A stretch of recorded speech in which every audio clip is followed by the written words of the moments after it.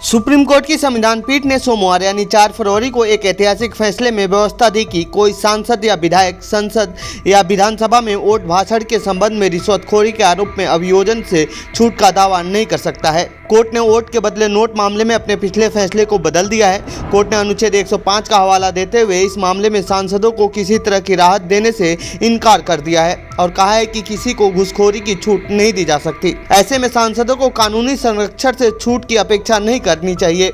तो आइए जानते हैं इस रिपोर्ट में क्या है पूरा मामला।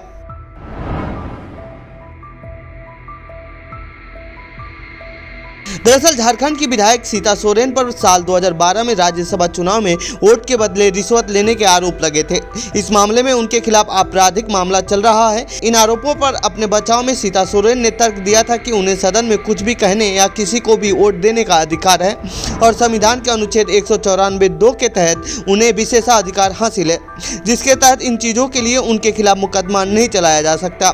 इस तर्क के आधार पर सीता सोरेन ने अपने खिलाफ चल रहे मामले को रद्द करने की मांग की थी। इस पर सुप्रीम कोर्ट ने 1993 के घूसकांड पर 1998 के दिए 5 जजों की संविधान पीठ के एक फैसले की 7 जजों की पीठ द्वारा समीक्षा करने का फैसला किया। समीक्षा इस बात की जा रही है कि सदन में बोलने और नोट के बदले वोट के मामले में सांसदों विधायकों को आपराधिक मुकदमों में छूट जारी रहेगी या नहीं, और सुप्रीम कोर्ट ने इस पर सुनवाई कर अब छूट देने पर रोक लगा दी है।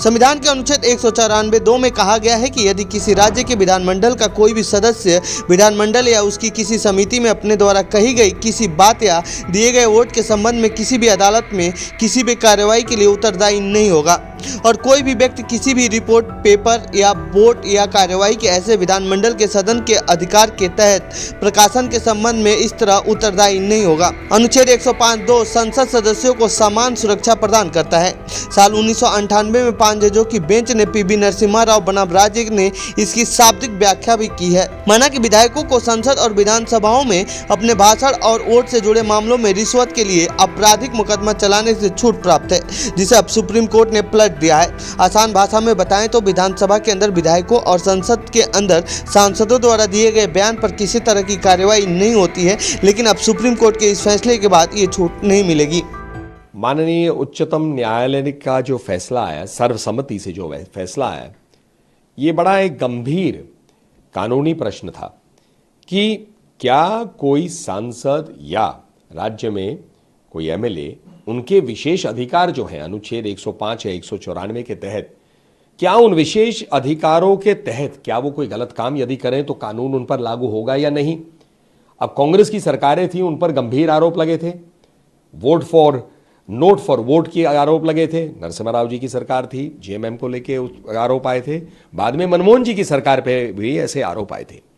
तो प्रश्न ये था कि जो घूस लेने की या देने की प्रक्रिया हुई या जो आरोप थे, क्या वो विशेष अधिकार कार्रवाई को रोक पाएंगे, जो देश के कानून की कार्रवाई है उसे रोक पाएंगे या नहीं। और आज सर्वसम्मति से माननीय उच्चतम न्यायालय ने स्पष्ट कर दिया, भाई नहीं, ऐसे विशेष अधिकार जो है कार्रवाई के लिए होते हैं, पर उसमें कोई गलत काम अगर होगा तो ऐसा नहीं हो सकता है कि आप कह सकते हैं कि मेरे विशेष अधिकारों के कारण देश का कानून मुझ पे लागू नहीं होगा।